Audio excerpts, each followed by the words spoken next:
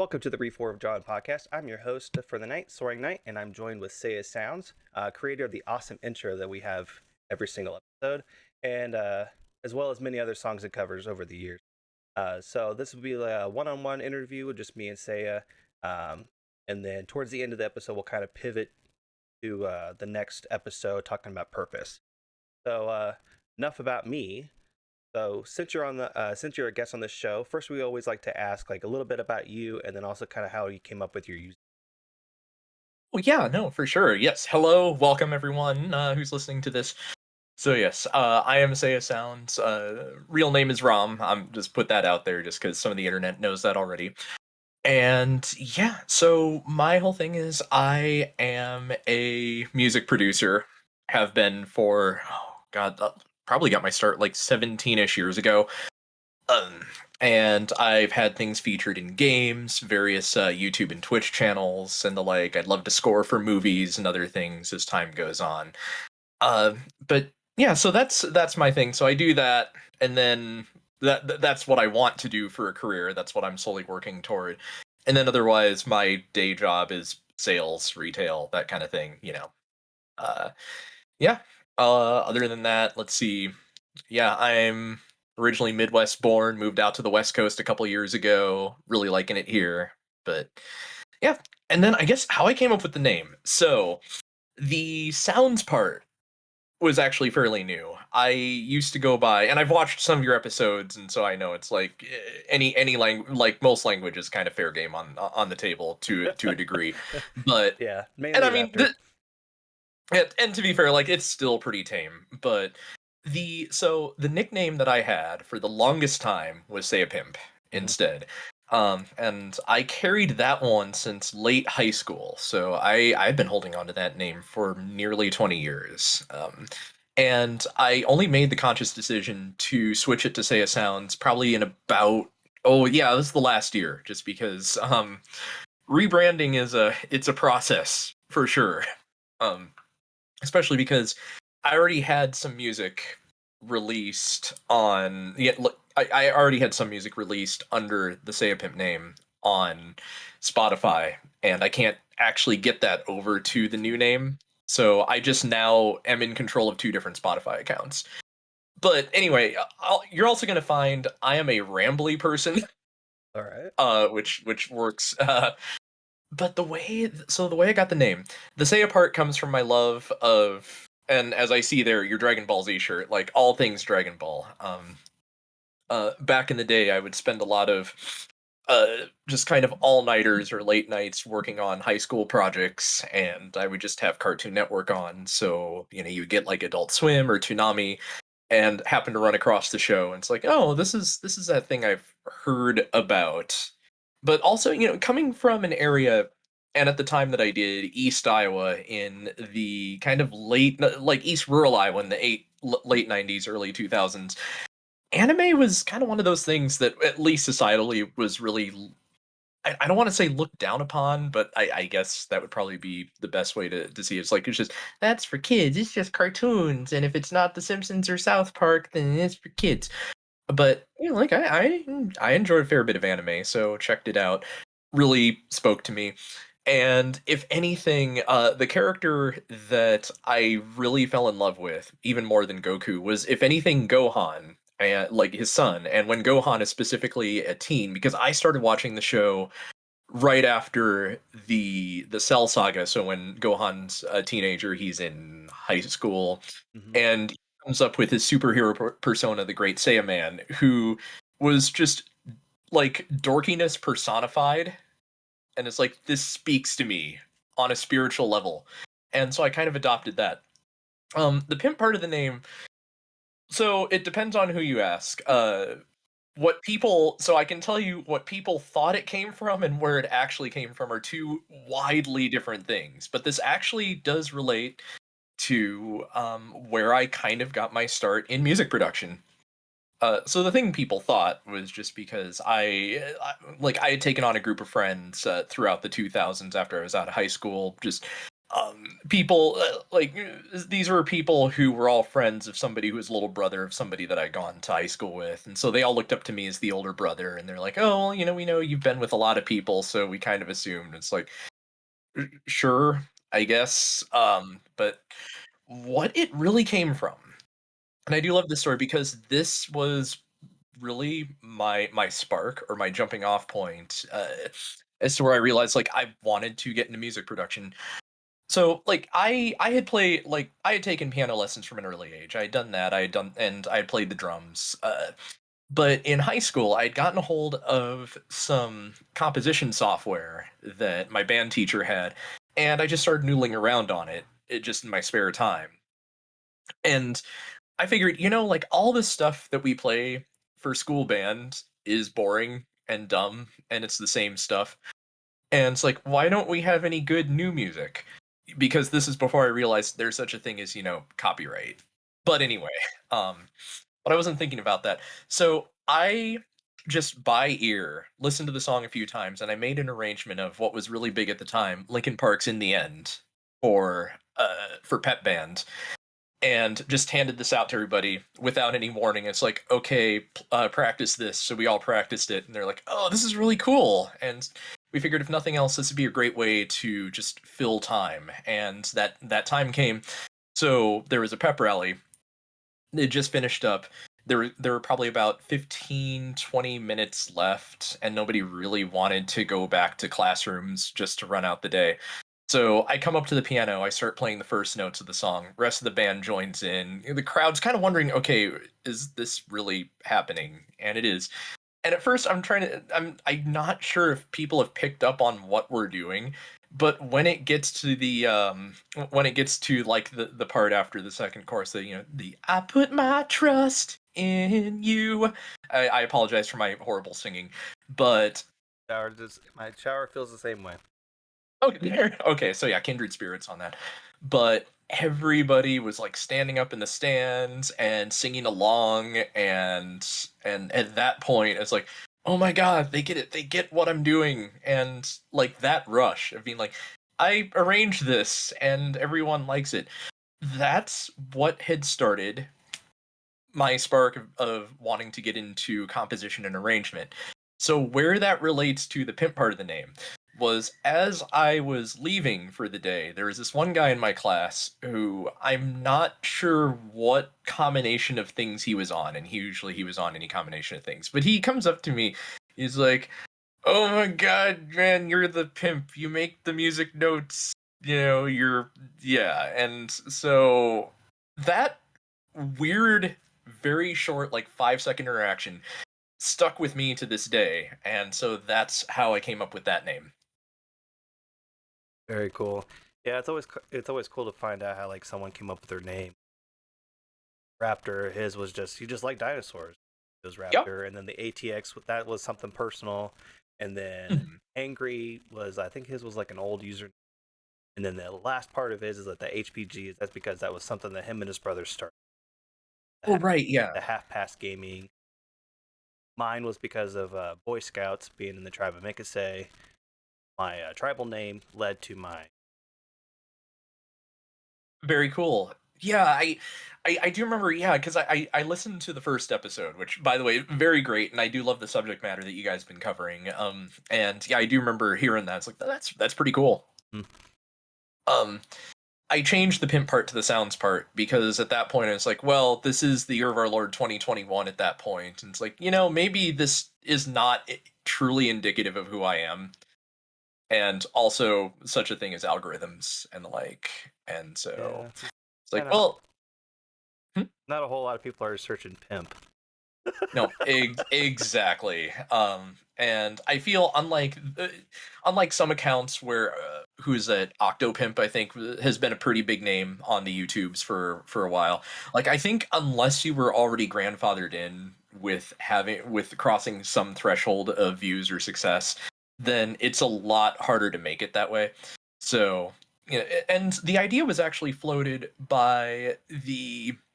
um by the lead of the game studio that I also work for, and we've worked together on a few projects before. But she said, maybe you should consider changing. And so we workshopped some ideas. I talked it over with her. I talked it over with my partner as well. Hmm. And I don't remember who. I think it was my partner that came up with SaiyaSounds. She's like, "Well, you make sounds."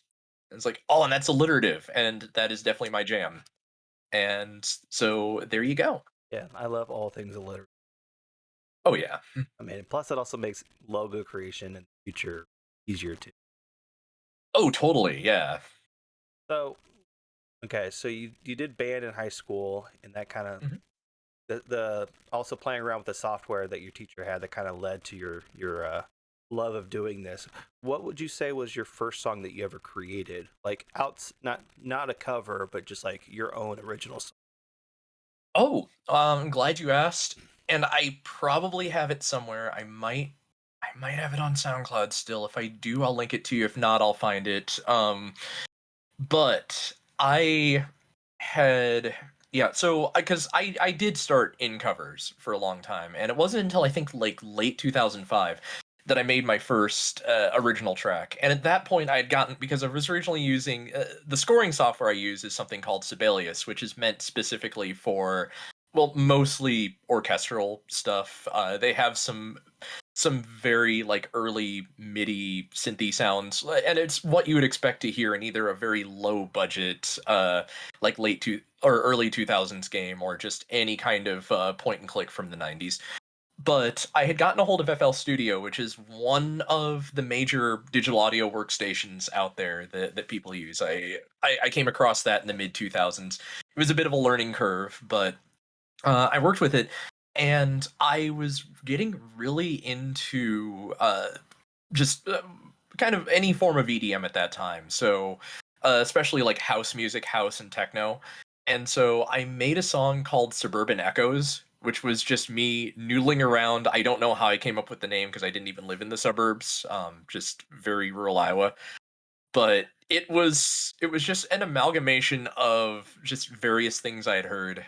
If anything, a lot of it was inspired by because around that time Grand Theft Auto San Andreas came out, and there's a house music station on it, Hmm. and I listened to that and I just really fell in love with a lot of the music from that. So that was a huge driving force. So my earliest start in original content was house music. I did that one. I made a song after that called Plight, which was the first time that I tried to kind of create some orchestral stuff in Sibelius, record it, move it over to FL, and then use FL to make more of like the drums and the synths and the bass and so forth. And so Plight is kind of my first hybrid song of being like orchestral trance house, and that actually ended up getting redone as a track for my upcoming album. But anyway, yeah. Very cool. Um, so I know you were in band. Have you always had a knack for music, or is it just something you kind of learned to love over time? So when I was a kid, through most of the 90s, I was not really into music much at all. My older cousin and uncle have always been, and if anything, they were kind of the ones who got me into it in the first place, despite my not really having much interest. My uncle used to be in like kind of a folk rock band back in the I believe yeah like late 70s early 80s, and actually how I got my start with doing anything with music was when I was 4. He taught me just some blues scales on the piano, just because whenever his band would have reunions, like little reunion tours locally in the 90s, he figured, like, here I can teach him how to do this kind of stuff. So he's learning, and then also he can accompany me while I'm just kind of brushing up on my guitar skill, because he would play acoustic guitar in that band. But he could play any instrument to some degree, but he taught me piano. So that's kind of how I got started with that. But at the same time, I just really didn't listen to much music. That wasn't an interest for me until probably like the mid to later, if anything, like the later 90s. And I think that started when both my uncle and older cousin just started buying me various CDs for different giving occasions. And I was like, okay, fine, give it a shot. And if anything, I think some of the earliest stuff I was listening to was punk stuff because I was given Green Day's Dookie album, Rancid's Out Come the Wolves. So like, yeah, punk and ska were some of the earliest things that I listened to, if anything. And it does actually tie into the fact that I've been in four different bands as well locally, just like throughout the 2000s, mostly cover bands. And like the first one I was in high school, like it was all pretty much just punk, ska, like uh, I'd say post grunge type of stuff. So imagine a lot of Green Day meets Chili Peppers meets our bassist was really into Sublime, so that sort of thing. Yeah. It's really funny to hear that you didn't listen to a whole lot of music, seeing how Oh yeah. like you're someone that like creates music. Oh yeah, it is funny looking back at it for sure. Yeah. Yeah, I know. I didn't have much of an interest in music up until I got my first CD player, like Oh okay. portable CD player, because like I grew up in kind of a sheltered household, so like really the only music that we played around the house was like old school 90s, like old school like country, like Mm. Reba and Legend. Uh. Uh. uh Wait, like are we talking like early like Johnny Cash era Yeah, a little bit of or Johnny Cash. No, I was meaning more country. I can't remember his name. George Strait. That's who it was. So it was a Oh, lot. okay. It was Yep. a lot Yeah. of that kind of country. So Mhm. when I got my first CD player, me and my friends would burn CDs and we would trade them back and forth. Uh, one of my uh, businesses growing up was making custom cassettes by staying up till all hours of the night just so I can like remix my own cassettes and then sell them. Yo, that's amazing. Yeah. I did something similar with like burning CDs for people of just kind because I was like one of the few people in my well, okay, actually I didn't have it, but it's just one of my longtime friends and former video editor, like he was like the one person with a CD player or with a CD burner Hmm. in the immediate area. So I say I did. I mean, it was kind of well, it was his and my business, but yeah, we did a bit of that. Yeah, and then I think I was one of three people in high school that took a chance and was like burning custom CDs using songs got from LimeWire. Obviously, you didn't do it on the family computer, so I had to use my own. Um, but yeah, definitely made that into a fun business. Oh yeah, and especially if you didn't bother to listen through I'm always thinking, toward like sort of the later days of Napster and LimeWire when you download something, and because people had to like rename the songs Hmm. to something else, to something completely else, just to sort of stay under the RIAA radar. And so, oh man, so like you think you're getting, I don't know, you think you're getting Marilyn Manson, and then it ends up being, I don't know, like Bob Denver or something like that, Okay, so or John Denver. Yeah. it's funny that you say that because now I remember an instance where I made a CD for a buddy, and he paid Mhm. me. I think he's paid me like $5 or $6 for it, but Mhm. he comes back the next day. He says, "Something wrong with you?" I'm like, "What are you talking about?" He says, "Well, the first five songs were Never Gonna Give You Up, and then the last like 5 or 6 songs of the CD was just the sound for a porno."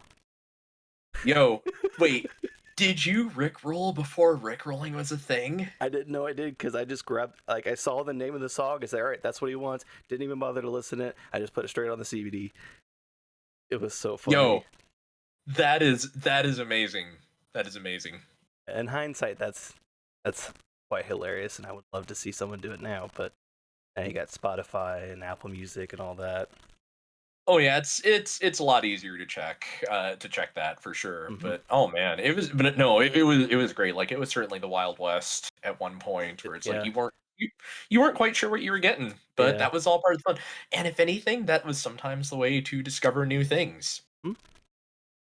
I remember we had a girlfriend of mine had her Sweet 16, and they had a DJ. It like Mhm. anytime someone would have a song request, they would have to make sure they were connected to the internet, and there was a couple oopsies where they grabbed the wrong song because the name was right, but the song was wrong. Oh man. Oh, I can only imagine. So, okay, what would you say was your biggest influences in the music that you create, and then also the music that like you generally digest just on your own? Ooh, that's a good question. I've been making And these the last 3 days, so I hope they are good no, questions. no, I appreciate that. You came much better prepared than I did. But that's fine. I can. Let me think. So, what were my influences? And because the thing is that the music that I make has certainly evolved over time too, and so thus I feel the influences for that have also continued to change. Um, just because I guess if anything, because my first covers were like whatever I was listening to. So, like say Linkin Park, and I think that was the thing. So, like when I covered Linkin Park, what always drew me to them was the idea of like here's this band that is like kind of combining rap with metal with in a way that's well, and I mean granted we had things like that before. We had Korn, we had Limp Bizkit, and so forth. But Linkin Park did it in a way that I felt was very artful, really stuck with me, and it's like, and this is where like I like combining genres, and so I think they were my first influence for why I wanted to combine different genres, if anything. Um, Video game music also kind of came into it for me. Some of the first covers I made after that, with the scoring software, I released a couple of covers onto. There's a database. It's on the internet. It's still around called vgmusic.com, where people just make MIDI files of whatever, like just MIDI covers of various songs. And I threw a couple on there from games that I really enjoyed at the time and actually still enjoy. So it was probably yeah. So it was like Linkin Park. It was video game stuff, um, house music, and just various EDM started to influence me through the mid 2000s. In the late 2000s, I met up with a couple local rappers at the time, and I decided to try my hand at hip hop production as well, and produced a few songs with them. And we all kind of just went our separate ways. That happens. Um, and so because I had always been into some rap as well throughout just kind of throughout that time, and then I think going into the 2010s, like I started to reconnect with like a lot of rock and metal, but then on top of that, like EDM was really starting to come to the forefront with all these different forms of like with all these like electronica, electro, dubstep, drum and bass, all of that was really starting to take off more. So I started getting into that. I was I was atrocious with how much dubstep I was trying to make in the early 2010s. Like everything had to have wubs for a while. So, at that point I was listening to, well, and if anything it's the Americanized dubstep, or as they call it, bro step. So it's just as obnoxiously wubby as possible. So like Yeah. so there was a lot of Skrillex, Noisia, some Dead Mouse, or Dead Mouse 5, or Dead Mouse number 5, my favorite Lou Vega song, I guess. That was kind of on my radar at that point.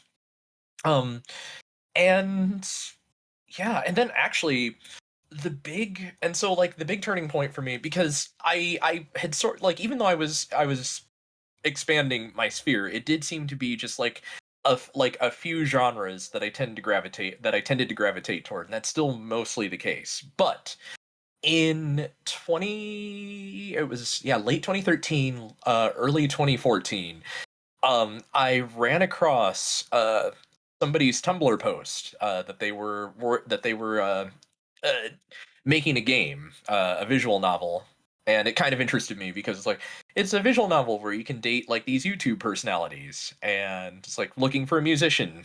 And it was like, oh, you know what? Like I know a lot of these YouTube people, and like I not personally, but it's like this seems fun. And it's like, but I've never played a visual novel. I, watched some anime, but I don't really know how to make anime-esque music, but why the heck not? So I answered the call, put together a demo, of something like my best attempt at doing like J-rock stuff just based on the little bit of anime that I had watched. And I was accepted for that, became the first and lead musician on that game. And then they're like, "Okay, we love it. Now we want you to make more stuff." It's like, "Cool. I don't know what I'm doing, but we'll figure it out."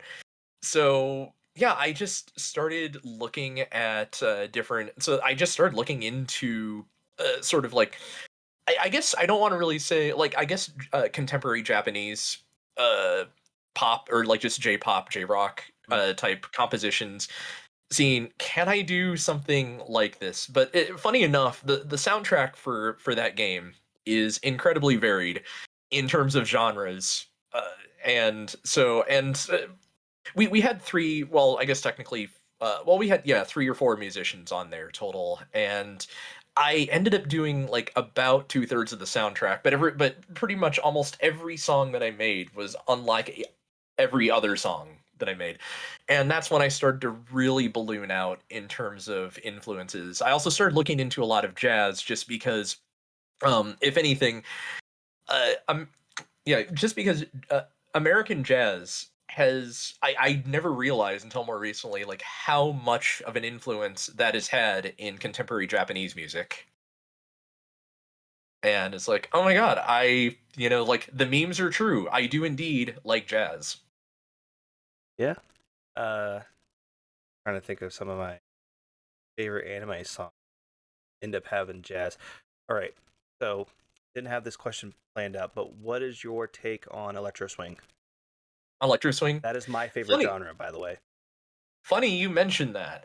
I did not know about electro swing for a long time until there were some people I was living with for about 4 years in Iowa before I moved away, and they turned me on to I think it's Caravan Palace. I want to Yes. say, Yes. and it's like, oh, holy crap, this is good, and like this really speaks to me, especially about combining genres. So, as I'm still steadily plugging this album that is not out yet, but will be, I did make an electro swing song on that album. Oh yeah. I'm so excited now. I mean, your stuff is phenomenal. So we've been let's see. I am friends with your significant other because of the Pokemon cast, and Yep. then that led to me finding you, and then we've been friends. I think probably like what the next like 2 years, year and a half or so. Rough about, yeah. I think it was, and I because I think it was after I moved in with her. Yeah. Mm-hmm. Yeah, because I know before then she was talking about how she was how excited she was that you were moving in, and then Mhm. probably like a couple months later you were all moved in, and then I started seeing a lot more of your content being pushed out, and then I just fell in love with your music, and then it's just been like you've Oh, been trading me work in progresses for the last year. It's just been amazing. oh well. Thank you for saying that. I do appreciate. I do appreciate that you like what you've been hearing. I mean, every piece that you send me is progressively better than the last piece you sent me. Oh, So, the piece you did for the Zoro domain, yes, yeah. Zora's Domain. that is my top favorite. Obviously, the intro is my absolute favorite. Oh, I'm Um, glad you like. well, it's because it was so we didn't have really an idea of what to do. All we had was a name, and then I'm like, Mm. Thea, I need your help. Like, I wasn't even asking you to make a song. I was just saying, I need help. Like, what can we do? And you're like, all right, well, let me eat dinner real quick, and then I'll come up with something.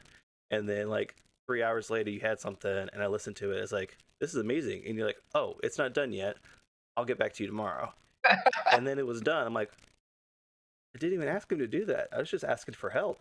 Like that Oh, in I my assumed that's what. in my head, I was not assuming that was the help. I just thought, hey, I needed like what software do I use, or like where can I find materials and stuff. I didn't communicate. But either way, It's all good. It's like I definitely can't crank things out as quickly as I used to be able to do.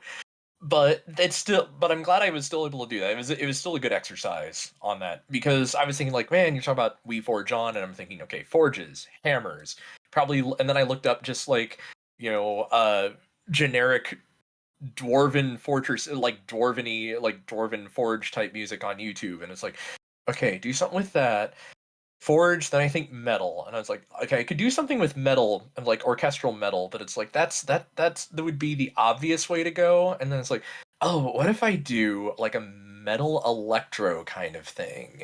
And I just kind of started thinking, and then I started thinking like, okay, you and I are both, like we're both born in the 80s, children of the 90s, kind of thing. And so like we, and I don't know if you do as much as I do, but like I always do think about like, say, synthwave, kind of that whole outrun and synthwave era aspect. It's like I want to do something like that, like electro. So like these ideas started building and building, and also doing something like that wasn't going to be terribly complicated either. So it's like this makes the most sense, especially to be able to put out, to make in a couple days, and that's kind of where we got to where we were with that. Yeah, it still blows my mind every time I listen to it. I only did slight tweaks on it. I added I think it's called like a parabolic filter on it. So it's in Adobe Audition. There's like a whole list of filters you can do. I chose that one because that one had the old time radio Old time radio. filter. I've heard of also like bandpass filters, Mm-hmm. which, to give an idea, it's basically where it accentuates like a specific range of frequency, and then just completely cuts everything else. So like there's no high, so it's like in this case there's like no high, no low, at least from when I somebody's alarm going off. Someone gonna get that? I don't think that's mine. No, okay, they got it. Anyway, yeah, at least from what I could hear. Granted, this was on my phone, and phone speakers are horrible for that, but it did sound like it was probably the mid to higher frequencies that were kept. Yeah, Yeah, which is pretty standard, especially if you're using a preset for that old time radio kind of feel. yeah. So yeah, I just did it to bring down the tone of the hammer just a little bit yeah, and kind of just like level it out, but also kind of give it like that little bit of a twang in there. no, for sure, for sure. I know eventually I want to. I've seen videos of people hooking up like a actual telephone and using it as a mic, Yo, and I kind of want to do that eventually. Um, that would be sick. all right, so we're almost done with the music part of it. So I got a couple more questions. So, Mhm. what would you say was like your breakout moment in your music? And like, was it a collab that you did, a cover that garnered better reception than you planned, or just a style that you wanted to achieve and then nailed? If anything, my bigged breakout, and I'm going to first preface this with saying, and I know this may sometimes sound hypocritical of me, but it's like I know we're not like, we don't have to, like, the numbers should only mean so much, the views should only mean so much. But at the same time, when it comes down to it, like knowing that you can reach an audience is, I mean, that's what really gets me going. So the aforementioned game that I had worked on was called Asagao Academy, a game that has arguably not aged the best for reasons I'm not going to get into right now, but it was still a very important one, and something that those of us who worked on it, I would say for the most part are still very proud of what we did, for the work we put in. But that exploded in ways that I guess in one way one might expect, but still I could never have expected. But I guess it makes sense because here is a dating sim where you can date like all of these specific YouTube personalities. The creator felt that this was both a way to get people who are into visual novels into these YouTubers, and people who are into these YouTubers into visual novels. It garnered like a huge cult following, especially for the mid 2010s, and during that time, like that's that's really what kind of blew up for me. That was really the point where it's like, man, I've always wanted to write for games. I've always wanted to be able to get my stuff out there in some meaningful way, because I would release things on YouTube here and there, but like I was like, it was only just a couple views at most and wasn't really going anywhere with it. It's like I need an outlet. I need some way to do this. But that game was really the one that did it for me, where I realized, I think I could really have a future in this, even if it takes a while. Like there is certainly something to this. Like people like this stuff. So Yeah, for sure. Um, yeah, I know you say that it's kind of hypocritical to think about the number. Like, you shouldn't always like that shouldn't be your only metric right. success. But I don't know. I think so. Since starting the podcast, I'll get like I can see the viewer, how many times it was listened to that day, the Hmm. overall listens, and yeah, I might get a little upset that it's not as high as I would want, but I also have to remember that that number is not just listens. That number impact. That's so far we're at uh 250 listens. Hey, Just I mean that. that's just episode 1 through 3. um Yo, that's pretty good so I though. try and think that's 250 people that this is could create an impact for. Exactly. Um, and like something. So because one thing I do know about this podcast is that we can sometimes get into, or like y'all have gotten into some pretty heavy Oh, topics yep. before, and Episode oh 3 yeah, for sure, for sure. yep. And I won't rehash that. I actually still need to listen through episode 3. I got through 1, and then I was listening through 2 this morning before. I was like, okay, I need to get to working on stuff. So I haven't gotten to, but I do know that 3 is a continuation of 2 for what discussed. So what I would be discussing for a little bit isn't so much the subject of that, but something that I feel a lot of that we creatives do go through, but it is like some form of imposter syndrome I've where been we plagued feel by it's that. like, yeah, where it's just we feel, do we really deserve what we got? Was it just a flash in the pan? Are we really that good? Kind of thing. And um okay, I was going somewhere with this. I lost my train of thought. I know it's about imposter syndrome. There is a point to this. All right, Uh, you used to live in the Midwest, so you know very much about trains, and they always seem to always find a way to get derailed somehow. oh yeah, no, I for my childhood home was 2 blocks away from one. That the trains would put me to sleep when I lived somewhere that didn't have a train. The deafening silence took me a while to get through. Um, but yeah, it's just it's like I've had to, it's like I've kind of dealt with where like am I oh, I remember now. I remember now where I'm going with this. So like I had wondered like, okay, am I really that good? Am I ever going to be able to recapture what I had before, that feeling of really just being able to reach it, to be able to reach out to a lot of people, just because I also, like used to be fairly well connected with some of these YouTubers for a while after that. And, I made a ton of friends. That's actually through that how I met my significant other in the first place. So that game is forever going to hold a lot of meaning for me. But, it's just kind of as time went on and I felt that I was plateauing and not really getting anywhere else with anything. I was like, oh man, it's like maybe this was just a one time thing and then that's it, and I fade into obscurity. So there is a visual artist who I follow. He's part of a Canadian comedy troupe who I've enjoyed their works for a good decade or so. The man's name is Alex Stacy. Definitely look up his art if you ever get a chance. He does some really good stuff. But he was doing a charity stream with these guys in 2017, and he's a creative. He definitely has gone through these feelings before, and I happened to be in chat, and I was just kind of talking about like how it was really getting to me at that point. And something he said, and this still sticks with me, and I remember it even when I still have my bouts of thinking like, is what I do worth it? He has said, there are stories that only, and by the way, I'm paraphrasing, I don't remember exactly what it is, but basically there are stories that only you can tell. There might be people who can do things similarly to how you do them, whether that be music, art, podcasts, podcasting, streaming, what have you. But you're the only one who can do these things in the way that you do them. And even if it doesn't feel like you're reaching out to a lot of people, even if it doesn't feel like you're getting the views, there are people who are looking for your brand of storytelling and only the way that you can do it. And the fact that you can reach out to anyone means that you are doing something right. and that means a lot to me, and I still think of it to this day.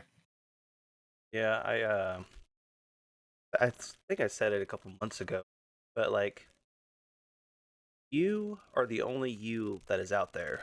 You're the only one Hmm. that has your particular set of circumstances, your genetic makeup, your outlook on life, just everything about you is 100% unique only to you.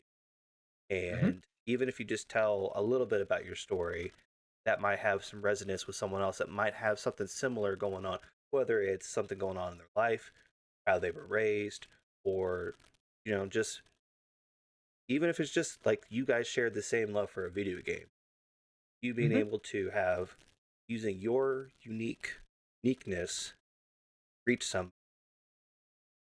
good, like it could reach an impact you never thought would ever be achieved just by telling your story. I feel that. Yeah. I mean, you're Seiya. You're the only Seiya I know, but you're Seiya and you're completely unique. You're, you tell your story much differently than how I tell my story. I'm a D&D nerd that loves playing D&D, so I am the storyteller, but you're the Hmm. music maker. You're the bard. Oh yeah. Although you might Yep. be a little promiscuous, but you're the bard. You tell the stories through words, in song form. Yeah, it's actually funny because bards and monks are my two favorite classes to play, and as somebody who has had, about to say, as somebody who very much is a bard in life and embodies a lot of that, and also as somebody who's had some martial arts training back in the day, like both of those are very much me. But no, you're absolutely right on that. Yeah, anytime I hear one of your songs, I definitely get bardic inspiration. Oh, well, thank you. I'm about to say I'm glad I could impart that. All right, so for the last question I had for the music section, what is the one song that you are most proud of? I know that's a Oh, long list of songs you had to boil down. It's like which one is, because I know they're all oh like your children snap! in this case. Yes. Oh man. Although I will say I had Land of Confusion stuck in my head for the majority of the day. Oh, I'm glad you like that one. So for those who don't know, at the very beginning of 2020, I released, it's not on any platforms because I wasn't going to bother with licensing and all that, which would be a nightmare, but it is on my YouTube. But I had, with the very graceful help of my good friend Mouse, who sang on it, we did a sort of metal electro cover of Genesis's Land of Confusion, just because that just felt right. That, like, I had wanted to cover it for some time, and it just, with everything kind of going on, and I think this was at the very beginning of the pandemic and everything, like, it just felt right. But that is certainly one of my favorites that I produced even now. Um, I have a good friend who had, yeah, one of my mods, one of my very close friends, had told me like that for a while that was like her main workout song, and that meant a lot to me to hear that. It's like, oh, but yeah, plus it's one of the few times that I've worked with a singer. It's something that I enjoy doing. I haven't done much of because vocal mixing is a whole other skill that I haven't had a Mm-hmm. ton of experience with. It's like I have enough problem mixing instruments, but like we really nailed it there. That is certainly one of my favorites. It's almost like I'd have to, because I'd almost have to like say, which one's my favorite cover and then which one's my favorite original track. The only problem with saying what is my favorite original track is that there isn't much that's released publicly. I have 11 of 12 original tracks pretty much ready to go for an album, which will come out when the 12th is done. But out of covers, and mind you, most of these are video game covers. Just because, also as a side note, that oh man, because yeah, the Zora's Domain one, I very much also enjoyed, and that was the very first one that I made for the label that I have joined that I joined about a year ago. The label is called Game Grooves, and it's a collection of video game cover artists. Like, that's the thing we do, is that just uh game covers and the like. Very It's a really nice, very inclusive community. They've done a lot of charity. albums, charity work, and I love I love what everyone there has had going on. But yeah, Zora's Domain was the first one I did for them. It wasn't even part of any project. It was just I was accepted onto the label, and it's like I want to make a thing, and they're like, well, we'll take care of the licensing fees, and we just take our cut of the streaming revenue, but we'll help you get it out there. So that was the first thing I did when I joined them. The first. Sorry, I know I'm going on. I apologize for I mean, taking you forever on this. prefaced at the beginning that you're a rambler, so I'm just letting you ramble. It's okay. Oh, okay, good. Uh, my first interaction with them, the first cover I did for them was a year before that, so it was a little after I moved to California back in like summer of 2020. They were putting together a charity album uh, for the Minnesota Freedom Fund, and it was called "Cry of the Planet," which I believe is a Final Fantasy reference. I am a hashtag fake fan and have not really played through many Final Fantasies, but it was just kind of. But so here's the funny thing, and this is what you're gonna find interesting. The cover I wanted to do was because I was thinking like triumph in the face of adversity, and I wanted to do the Leon battle theme from Pokemon Sword and Shield, and it was like, hey, can we do this? And he's like, sure. But then like I only like we had only about a week to put this cover like to put our covers together, and at about day 3 or 4, he's like, man, I'm really sorry to tell you, but you know how Nintendo can be? We couldn't get the licensing. So is there anything else that you can do? And I was like, oh crap, because I had just started on it, and like I really like that song and I wanted to do something with it. It's like, okay, fine. Like, I've been kind of into Deltarune, and it's probably a little easier to. It probably compared to like I had a feeling that Toby Fox was probably going to be a little more okay with this, so I ended up doing Field of Hopes and Dreams from Deltarune because that song was standing out to me instead. But after I finished that, then I went back and it's like, you know what? I don't want to just have this Pokemon cover just lay here in the unfinished bin with like these millions of other projects. I like this song and I'm gonna finish it. And so yeah, it took me about an extra week or two, but I did. And I believe you've probably heard that one. So Oh, Leon's theme? Yeah, well, I actually used yeah. that one when I Mhm. was streaming. I was Oh about yeah. ready to go against Leon, and Hmm. Mel was talking about it, how you were working on it, and so I reached out to you. I said, "Hey, I hear you're working on this song. Is it all right if I use it on stream when I go up against Leon?" And you're like, "Yeah, for sure, for sure. Here it is." And I think you Yeah. sent me the wave I prob file of it, I probably did, yeah. Um and then but now it's in my YouTube liked playlist. oh, well thank you. But so I mean, so like my first song that I did for Game Grooves was that, but then there wasn't really much interaction between like I hadn't officially joined the label. I just helped with that, but like then there wasn't really much interaction between us for about a year. And then yeah, it was about this time or so last year when the head of the label, Alan, reached out to me and was like, "Hey, do you want to like officially join? You do some good stuff." I was like, "Oh, thank you."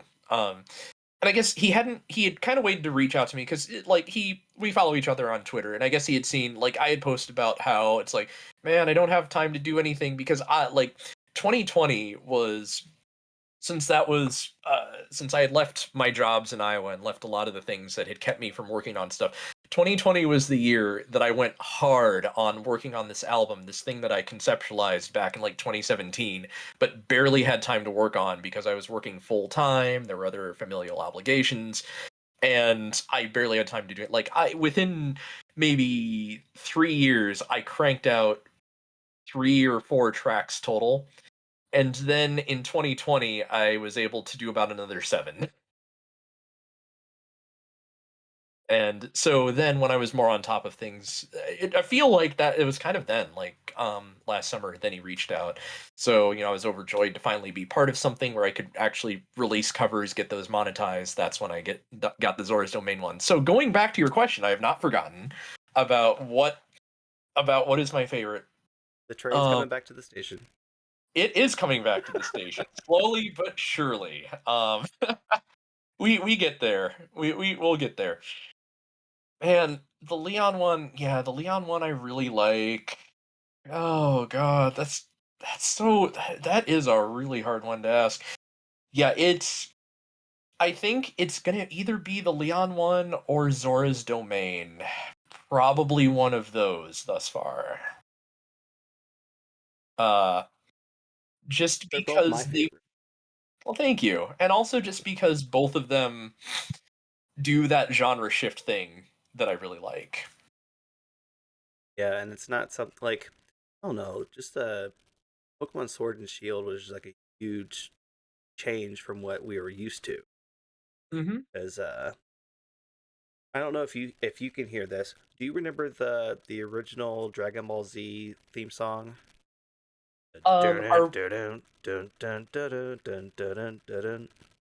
wait, are we talking, wait, are we talking the first Japanese Dragon Ball Z theme? Or no, because No, it was Chala Head Chala. it was yeah, it was the first one. I think I don't remember. I think it was Or around the or the Cell first Saga. It's like when they like did like the heavy metal intro oh, yeah. for Oh, specifically for yeah. Toonami. Like if you watched it in the VHS, I don't believe they had it, but like on Toonami, like you knew that show was on because you heard that Yeah. heavy guitar riff Oh, in the beginning. yes, I think I know what you're talking about. Yes, and it would be at the beginning of every episode, it's like Hmm. do do do do do do Yep. do do. Yep, Yeah. that's the one. So Yes, every yes. time, okay. So speaking of Pokemon Sword and Shield, if you listen to Marnie's theme, you can hear that part like in the background. I will have to listen to that. It's now my favorite song because it's a mix of Pokemon and Dragon Ball Z for me. Yo, that's amazing. Yeah.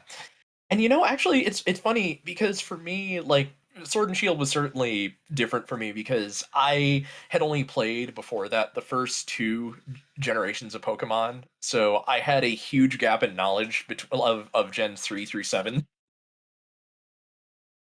And Wow, so that's a huge gap.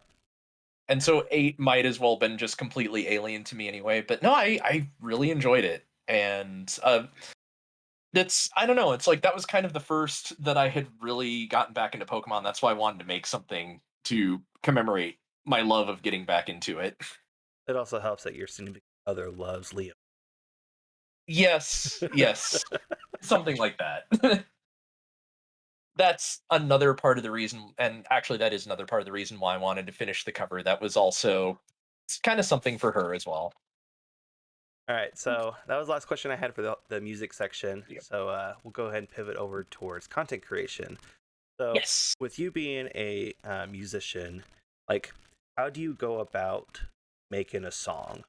Like, how do you set out to make that song? Like, where do you start at? Is it like the beat, like the general tone? Like, I'm a non-musical talented person, so like Oh, no, no, being able that's to hear the perfectly fine. process is just astounding for me. So, So, it does oh, I'm gonna put the cat down. So it is a Yeah, so I will say it is largely inconsistent for me. I guess I can use there are right now 3 different tracks that I'm working on more or less simultaneously. Um, and I'm trying to think like how I started on each has been different. There's Oh, thank you. There is one that is for I'm not going to say too much about it, but I was contacted by some people to do a Friday Night Funkin' mod, uh, a themed mod for something, and it's like I've never played this, but I know what it is. And so for this particular track, I remembered hearing like this just like kind of out of the blue. I remembered hearing the drum part to the Cell Dweller song that I really like. And I don't know if you're familiar with Cell Dweller, but it's one kind of a one man band that is like, and yeah, I think Clayton's still around and making stuff, but especially his earlier stuff was very in the realm of early Linkin Park, which of course is what drew me to them, mhm. drew me to his stuff. But there's just one Dollar song that came to my mind. It's like I remember the drum part from it. It's like I really like this, so I made something kind of in that vein. It just sort of combines metal and drum and bass sort of thing. So I started with that. Um, and then after that, I had an idea of what I wanted for a melody, kind of, but it wasn't really fitting. So the next thing it did is that I just started to lay down some chords. So my significant other had gotten me this. Well, it's plugged in. Okay, plugged in, but it was this nice little keyboard because my desk is very limited on space. Um, but it's certainly been nice that I can just noodle around on that. Started coming up with some chords, so that was the next thing. And now my original melody idea, because I didn't really write it down, it's kind of nebulous in my mind. It's like, well, I can lay down these notes and see how well it's going to fit with this chord progression, but we'll see. So typically I will start with, like chords and or drum part and then build everything else around that. It's very rare that I'm able to, because I'm not much of a melody guy. I love melodies. I'm just not great at coming up with them. So it's very rare that I can think of a melody first. In fact, one of the few times was the theme song to Asagao, where I was just playing around the piano, came up with just something that's like, this sounds like it could be in an anime, and then and then if anything, I just kind of built everything around that instead.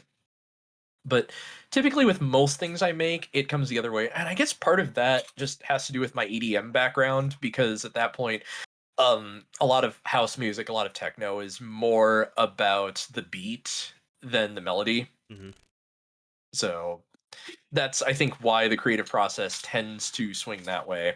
But I don't know, there's something to be said going either way with it, just because if you come up with your chords first, then it's like, well, then then it's like, there's, I guess you could either say, the challenge of fitting a melody within that, or if anything, the chords can kind of help direct how you want to come up with the melody if you can't think of anything. um but then when you come up with the melody, then it's like, well, in a way, it's a lot freer, because then you can just come up with any chords that go around that.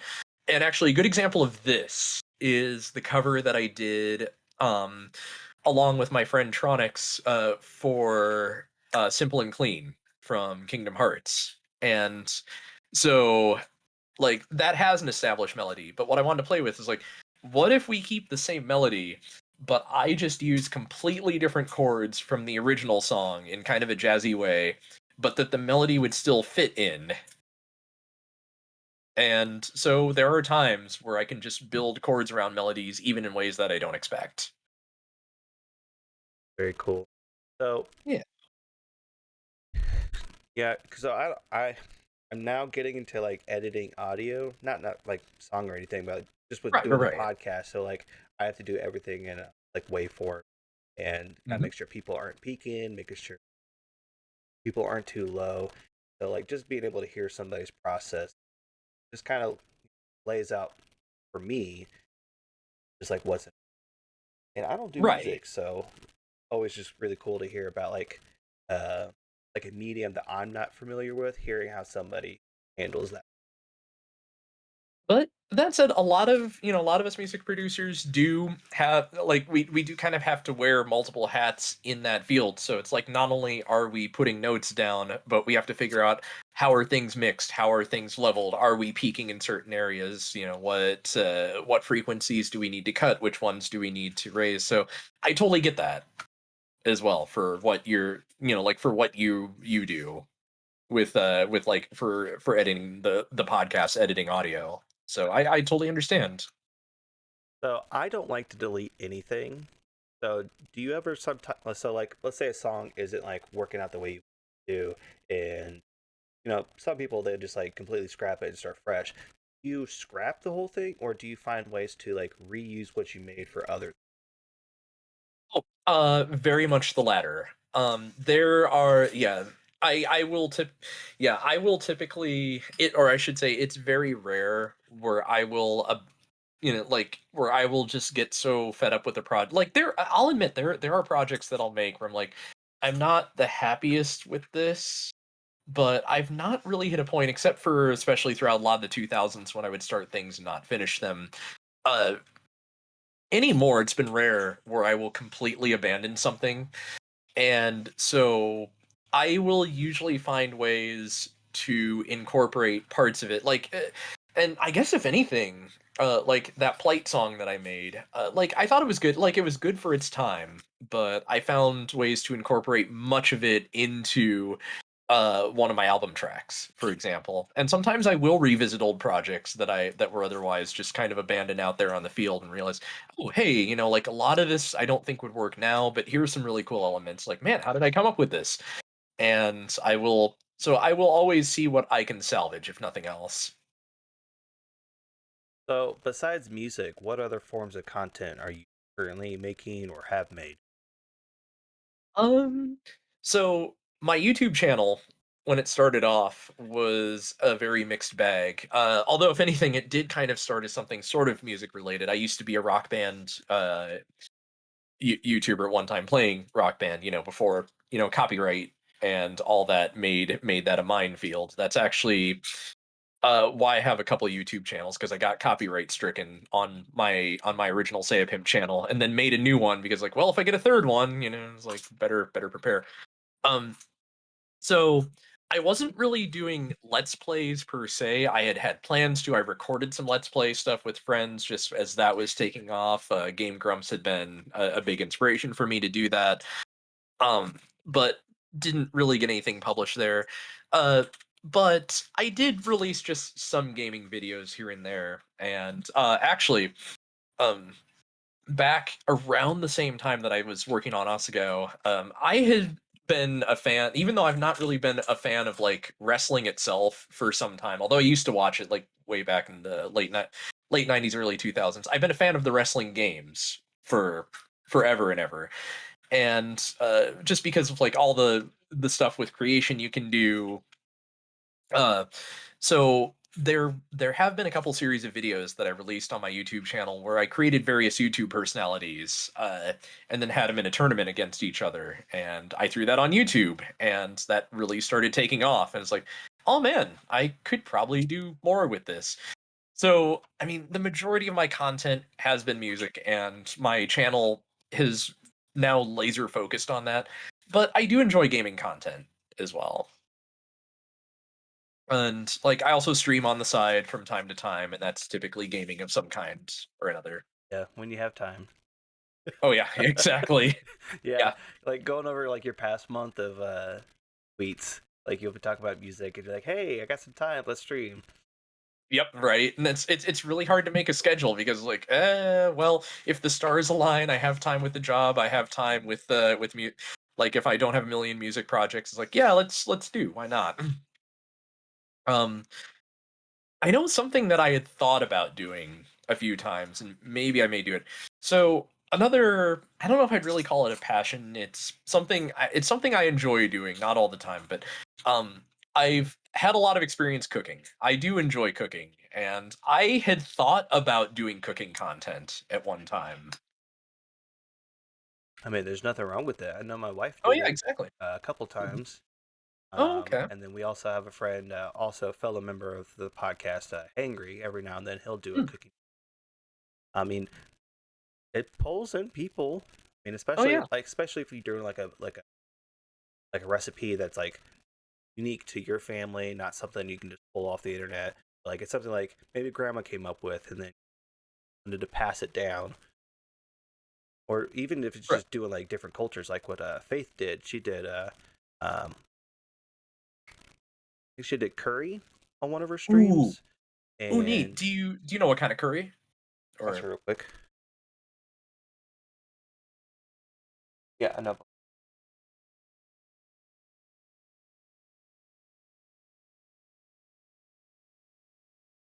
Yeah, so it was a Guyana curry. It was a pepper pot, is what she did. It ooh. was yellow, Okay. and when she was cooking it, like her hands were stained yellow from dealing with all the turmeric. Like oh, yeah, I believe it. But it I was have delicious. never I have never had Guyanan curry, but that sounds really good. Like, um, so a little bit of background, but I am part Thai Cambodian, and so like after, and so like I do, and so like years and years back, I was like, I need to try some of this food and see if I like, and so I did fall in love with curries from there.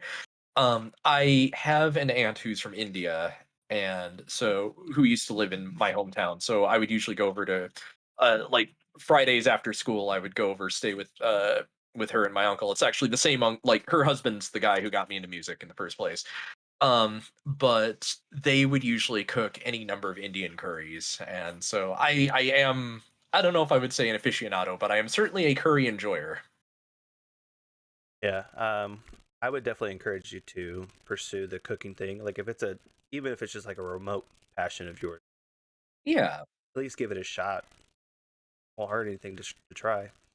Oh, exactly. I know streaming it might be a little tough just because, yeah, trying to do the setup in our apartment for that would be a little difficult. But it might also just be a thing that I would just record and put out Mhm. there. Or, I've seen like those Facebook videos where it's not exactly stop motion, but they just where it's like they just place down bowl and then immediately cut to putting butter in bowl, cutting to the next thing to the next thing. I might do something that's just heavily edited, if anything, just like a little, like just little quick videos of like, here's how I make such and such.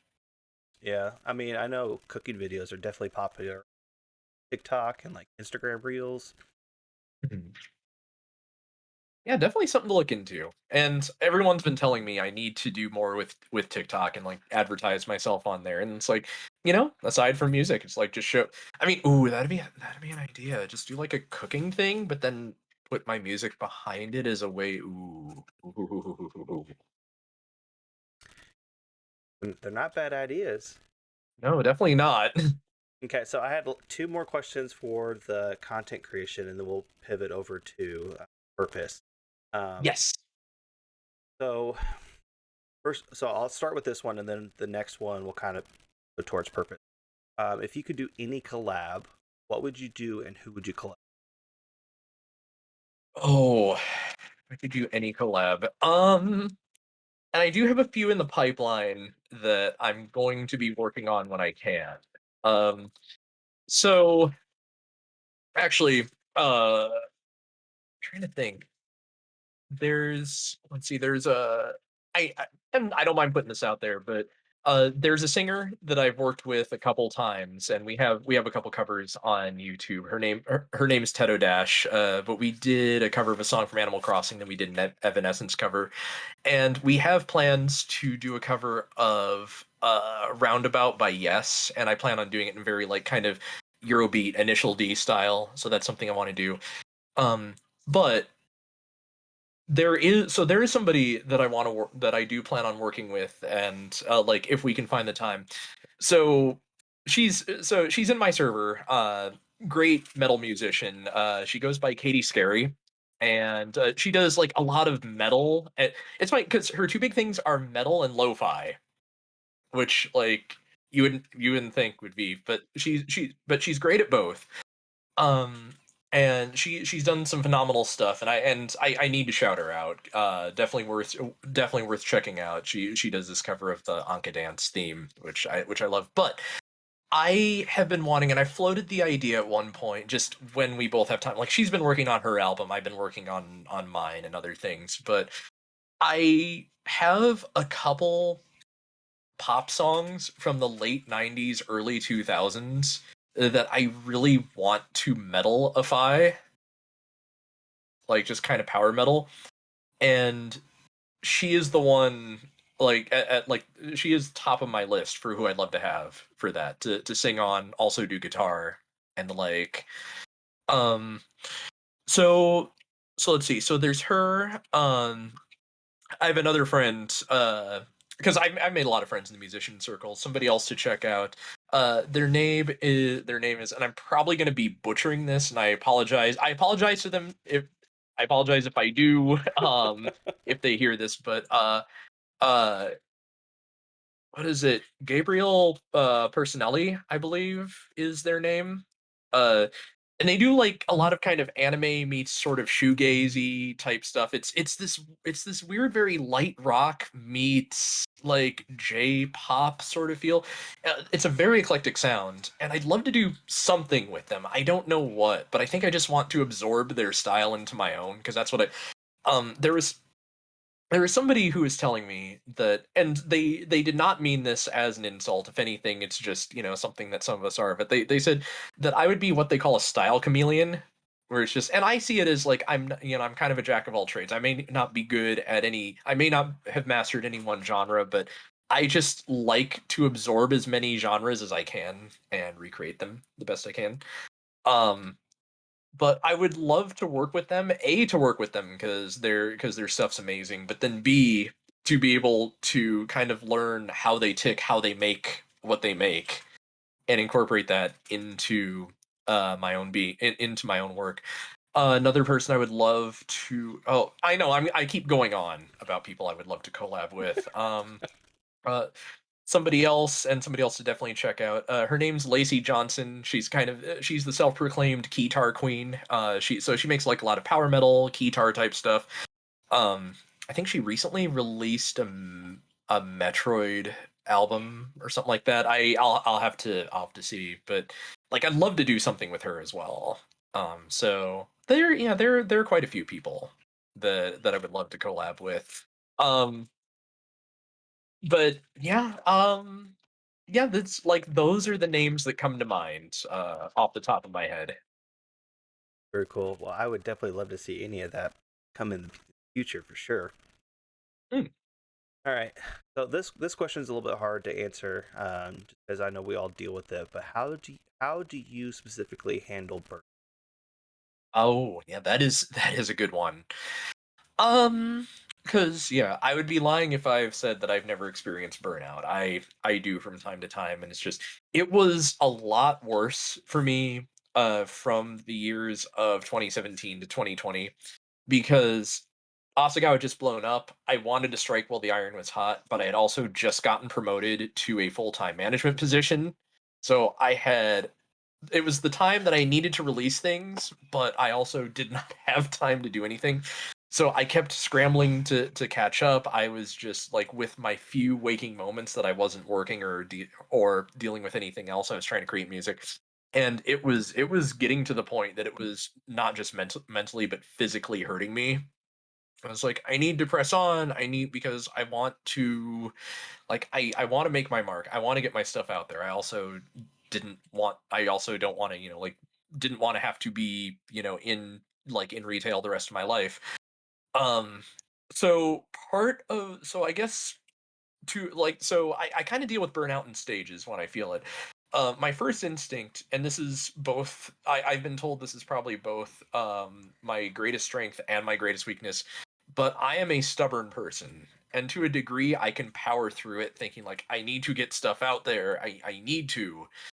But then eventually my body starts waving the white flag and it will lead to me just being stuck in bed for a while because I've just exhausted myself. So I since I've moved out here, and I'm thankfully not having to work quite as many hours as I used to, and I have more time to work on my craft, which is why I've been able to put out as much as I have, and that's why you've seen all this uptick in my content because I've had essentially more time and I've been in a better headspace for it. I do still get burned out, and I still fall into that trap of okay, I just need to power through this, but then there are times where, and especially when my loving partner has said, please take a break, please relax. And sometimes I will admit I don't always listen because there's that voice in my head saying, no, no, you can't stop because you don't want the world to, take off without you and you don't want to lose your chance. But then I realize if I don't do it, then I'm going to lose that time anyway when I just get way too exhausted to do anything. So, dealing with burnout will be I will take some days just to like get back to playing video games, looking through my Steam library of many things that I have still not touched, spending time with her, spending time with the cat, spending time with friends. That all has helped. It's just taking a step back. It's the hardest thing for me to do, but even though I know how good it is for me to do it, but it is still the hardest thing to do. Yeah, it's not easy to deal with burnout just in any situation. Feel like you have to put something out there, but knowing that if you do, you're gonna have stuck in bed for a couple days recovering because you did. Right, and I also have to forget I'm not in my 20s anymore when I had that boundless energy. So it is harder. If I may ask, because I'm sure this is something that's popped up for you as well, burnout, because I feel that happens with a lot of us. I guess I will pose that to you. Like, have you had to deal with burnout, and if so, how do you? Not very well. I do not handle it Oh. very. Um, Hmm. so like you were saying how you, it's both a strength, but it's also a weakness, and that's stubbornness. Well, I have stubbornness, but it's typically also paired with procrastination. Hmm. And so like I have all these great ideas, and I want to put them out there, but then go to go to do it, and then imposter syndrome creeps. I start feeling like, oh, no one's gonna see this. Like, Hmm. what's the point? Or like my own self doubt. I'll start to think, well, you know, I'm not good enough. But and so like burnout comes and goes because then there's moments where like I'll do too much. I will be sitting at the computer and I'll crank out logos and emotes, and then I don't want to look at art for like a week. Yeah. By the way, your art is absolute fire. By the way, everything I have seen that you make, I love. Yeah, so I've been told that I also could like have like a style chameleon. So like if I'm drawing something Pokemon, I can typically do the Pokemon style. I don't like. I wish I could. I need to learn how to do it, but I wish I can do like the like Gen 1 Kin Sugimori watercolor. That I Yeah. love those, but I can't seem to replicate it. But Hmm. that's my ultimate style that I would.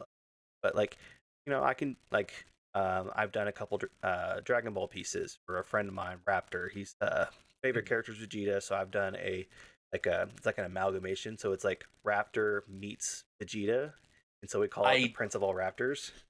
I did see that. I had happened into his stream a couple days ago because he's playing Elden Ring, and I love Elden Ring. But somebody gifted me a sub to him, and I was looking through the emotes, and it's like, oh my man, Yeah, yeah, I love that. all those emotes are mine. Really? Yeah, Well, I did. I guess I should have known that, but still, no, you did a great job. I love those. yeah. No, it was a really weird like 3 a.m. idea as like he's Raptor, but then he also does like all these character voices. He does Christopher Walken, he does Arnold Schwarzenegger. Um, he loves Master Chief. I just had this idea: is like, what if I take these characters and just threw a raptor head on it? And That's so brilliant. he's got the Terminator, Vegeta, and Master Chief. And then I have a couple ideas for a couple more, but kind of wait until I get paid before I progress more with that. For sure, for sure. But Yeah. yeah, no, burnout comes in stages like it does for you. Like sometimes I just have to power through it, and then I feel good about myself because of it. Or then other times I really shouldn't have done that. And I'm not in my 20s either. This will be my 33rd year around the sun in September. Yeah. Oh, yeah. That's right. I forget him because I'm only like 4 years older than you. Well, you don't look it. Oh, thank you. Yeah, no, I'd say I was born in '85. So, but no, everybody tells me I look like him in my like at this point probably late 20s thereabout. So, I know when I shave, I look 12, so I got that going for me, I guess. hmm. All right, Well, so now that we're done with the content creation, let's pivot more towards like purpose. And this will kind of yes. softball for next episode because I'll try to have the guys on talk about like how you find purpose. So I had a Yes. couple questions that like so in my research I was trying to figure out like questions to ask that kind of help find purpose. Hmm. Um, Sometimes they like finding your purpose typically like centers around like either like a moment in your life that like radically changed things for you, whether like probably in your case like when you were taught about music and the scales, and that kind of just led to your progressive love for music. Me, it was going to the museum, elementary school, and seeing my first painting, which was Starry Night by Go, and then Good one. a couple pieces by Monet. I have to ask really quick. What's your favorite Monet? There's too many, I think. Let me, or, while I'm going to the next topic, I will pull up a list of them because So sorry, it's been a sorry to while. deep. No, no, no, you're good. Just been a while since I've looked at his paintings. Uh, I think for me, it's either uh, the water lily pond. Because I remember, so in high school, I got my first laptop around 18. So that was about the year that I was supposed to graduate. And I really started getting into digital art. And um, my now wife was my girlfriend at the time. I was experimenting with Photoshop. So I was using a free version of it. I think it was called Paint.net, I believe. I know the program you're talking And about. I have so, that. like, I don't know. I'm not as much of a romantic now, but I was then. And so I took some of my favorite paintings and some of her favorite paintings, and then I would like put us in those paintings. Oh, And so that's cute. the water lily pond was the one that. Oh no, the water lilies and the Japanese bridge are my two absolute favorites. I love impressionism. I do a little bit with visual art, not much, but I very much you know, when you mention Monet, like Monet is by far my favorite impressionist. And those two paintings are my favorite. So when you said that, I was thinking, But I would say that my favorite artist is Edward Hopper. So do okay, you remember the painting of the diner at night? That's not the name. wait, That's not the actual name of it, but that's one it's of his it, pieces. it's the diner that's on the corner and you Mm-hmm. see a few people in it. Yep. Yes, yes. Yep. That. There is I don't know if you've seen somebody made a like remade like a mock-up of that with the Cowboy Bebop characters. Oh no, but I need to see it. I definitely It's need so to see it. good. But It's so good. Yeah. yeah, so I don't even know how we got on that subject. Oh, Oh, okay. Like so, yeah. you with you learning scales, me going to the museum and seeing paint. Yes. Started with Van Gogh, then I started getting to Monet, and then it led to my love, which is Edward Hopper, which is top realist. Mhm.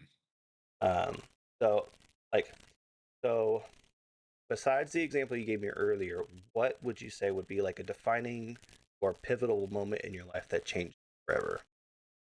Whether that could be Uh, a love for games, an additional love for music, or just something completely different that we haven't talked about yet.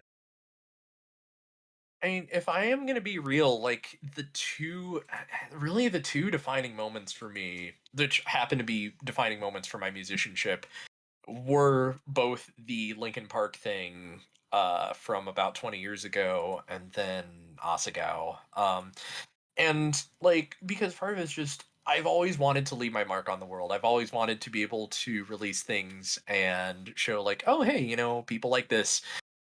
Um so those, I mean, really it was both of those that were kind of what gave me purpose where it's like, hey, people like, and I know at the end of the day really who you need to do things for is yourself. And so a lot of the projects that I will do, my personal projects and especially my album, I do that for me more than anything.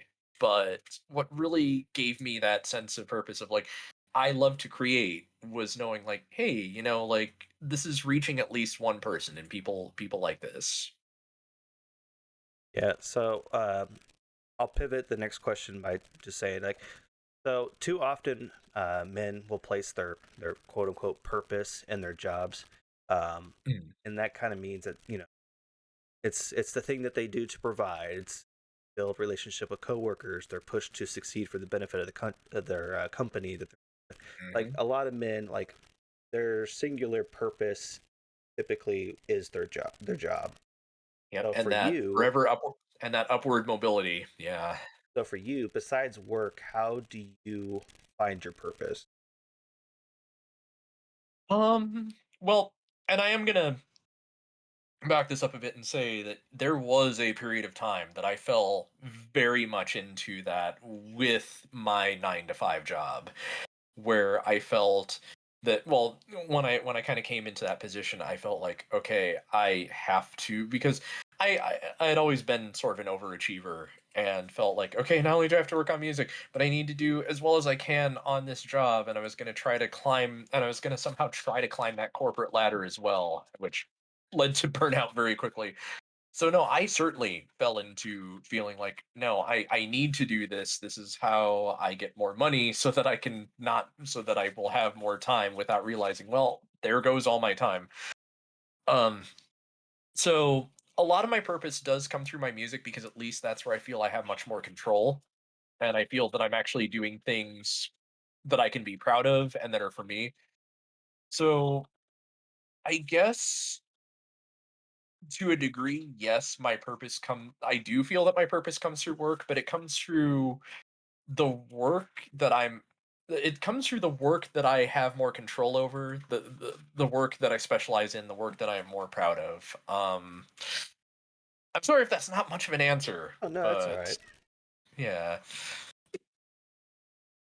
But I guess other than that, and I'm not sure how to word this, but I guess what came with being able to do that, like ever since I moved, that was the other game changer for me, was moving. Um, Change of scenery, change of life, and coming out to the West Coast has done wonders for me for sure. Because then that gave me a sense of feeling like, because all of my life, or pretty much all my life, I felt I was always having to do things for other people and appeasing other people. Whether that be, my family or my job or anything like that. And I I definitely still care for, and I certainly still live for other people even when I'm out here. But since moving and having more time to really hone not just my music, but just myself, now that I have that breathing room, both in terms of time and just kind of mental capacity and emotional capacity, like I feel I can start living more for myself as well. That I can find purpose in being able to actually establish friendships more. And again, that's not to say that I have any regrets about the friends that I've made since I was in Iowa. I love them dearly, but I feel that there has been more purpose to my existing for for my own benefit since moving out here because I have more time. If that makes any sense. Yeah, that does make sense. Like, because I know when you don't have that change of scenery, you live in one place your whole life. You kind of like your identity kind of ties into your purpose, and then a lot of times you'll find out you're unfulfilled because like your purpose is actually over here, but because of where you live, like scope of that purpose is. And you'll start to feel like, well, and that's and yeah, and then you start to substitute that purpose with whatever you have right in front of you, and so you start feeling like, oh, that job that I'm doing, if I just keep climbing that ladder, that'll be what'll do it. And then it's a carrot on a string at that point. Yeah, it's like the skyscraper effect. You Mm. live in like a farm town that doesn't have buildings higher than 3 stories, and the next thing you now live in a city where skyscrapers go as tall as your eye can see. You kind of puts in perspective of like how much you limited yourself because of your surroundings. You only is going to go as high as that tallest building in your town. Then you go to the city, and now you have skyscrapers that you can look up to. And I think my skyscraper moment, now that you mention it in a way, was it's all related to kind of where I got that spark, but it was my first time go because I had barely ever left the Midwest. Most of my life I lived there, but my first time really because well I'd gone to Florida when I was 8, but then after that I stayed in the Midwest like pretty much my whole life. But after Asagao came out, there was a convention in Portland, Portland Retro Gaming Con, great convention. I love it, but I went out there, and that's actually where I finally was able to meet my significant other in person, where I also met like a ton of friends that I had made through that game. Um, but coming out there, seeing this whole other world outside of what I had been used to for so long, um, just realizing like all these different people, all these different walks of life. And that was, I guess, in a way, that was my skyscraper moment because I realized, man, there's just a lot more to life, a lot more to this world than just what I had been used to for so long. Yeah, for sure. Definitely uh like blew your mind. It's like there's more to life than cornfields. Hmm. Have you ever seen? I'll have to send it to you later. But there is and I feel you would get a kick out of it. But there is a song called "Interstate 80 Iowa," and it's just this nice little bluegrass song about like if you drove across Interstate 80. Given that the majority of the lyrics are just some guy plugging on a banjo going corn, corn, corn, corn, corn. What's that smell? Corn, corn, corn, and he's just naming off some of the cities that you would and yeah, that you would find on the way, like on the way going west across Interstate 80. But yeah, yeah, I mean that was pretty much my life for a long time. Yeah, like I'm kind of in that point right now where I've lived in Missouri my whole life. Mhm. Born on Whiteman Air Force Base, lived in Knob for a bit. Um, so I say that I live in Kansas City, Missouri, but really I live in Independence, which is just a little bit away. It's like literally like 10 minutes away. But like, That's where the Oregon Trail starts. yep. So yeah, I've lived here since I was in fifth grade. Like half Okay. year of fifth grade till now, I've lived in Independence that whole time. So Mhm. like I know sometimes Faith was like, let's just move to like Colorado or anywhere. You know, Yeah, I didn't see my first mountains until we went to Florida in Grove. That was the first time I saw mountains. it's an experience though, isn't And that it? was also the same time that I saw the beaches too, like the ocean for the very first time. Hmm. I'm used to seeing I-70 and Yep. all the roads that connect to it. I get to see the skyline for Kansas City, but the mountains and ocean for the first time really expounded like what more there is to life. People wonder why we get so touristy when we see beaches and ocean and mountains, and it's like, no, just like when you have nothing but flat for as far as the eye can see for so much of your life. I mean, Yeah. Kansas is a lot flatter than Missouri is, but Right. I also on that trip I found out that I do not like the beach. I am definitely a That's fair. mountain and forest guy. Yeah. Well, I got heat stroke really bad. I was super sick Mm. afterwards. It was no, it wasn't heat stroke. It was sun poisoning. Oh no. Yeah, it was horrible. I was peeling for weeks. Oh jeez. But yeah, so I know I'll talk a little bit more in the next episode with the guys, but like the one thing I wanted to like there's a lot of things I wanted to achieve with the podcast, but the one thing that for this segment is I just wanted to um, show that your purpose is outside your work. A lot of people Yeah. put all their they put all their eggs in one nest. So their whole identity, everything about them is always related to their job. Like especially like when you introduce yourselves, what's the first thing you typically talk about? You talk about yourself. You say my name is so and so. If you're married, you list your I'm I'm spouse to so and so. Mhm. You Mhm. have kids. Point out the kids like that's my son and that's my daughter, and then it goes straight into your job. It doesn't go into like something you're really passionate about or like a hobby that you find a lot of interest in. It's always like your job. I always felt like that's that shouldn't be how it is. Right. Like my longest job was 7 years, almost eight, and towards the end of it, like they were getting super vile with me because I was choosing family over them. Like I was having a lot of health issues, and I, you know, I did not want to leave my wife alone No. just because I was just scared that I might lose her. And so when the job started turning toxic, they would make snide comments about how often I was absent, this, that, the other. I realized that wasn't my purpose anymore.